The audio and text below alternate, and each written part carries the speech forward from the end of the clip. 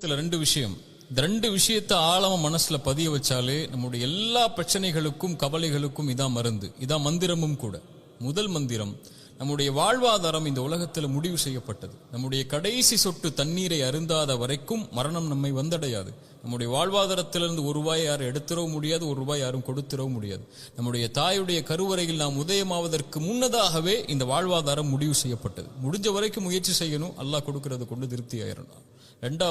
இரண்டாவது மந்திரம், இந்த உலகத்தில் எந்த ஒரு தீமையும் சோதனையும் பிரச்சனையும் கவலையும் நம்மை வந்தடையாது இறைவன் நாடாத வரைக்கும். வருவது நலவு. குர்ஆனுடைய இந்த வசனத்தை கேளுங்க.